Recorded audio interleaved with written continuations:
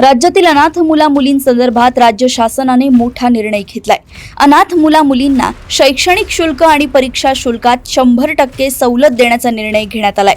दिव्यांगांच्या धर्तीवर अनाथांना 1% आरक्षण देण्याचा महत्त्वपूर्ण निर्णय राज्य सरकारने घेतला आहे। या योजनेचा लाभ घेण्यासाठी विद्यार्थ्यांना 8 लाख रुपये किंवा त्यापेक्षा कमी वार्षिक उत्पन्नाचे प्रमाणपत्र सादर करावे लागेल।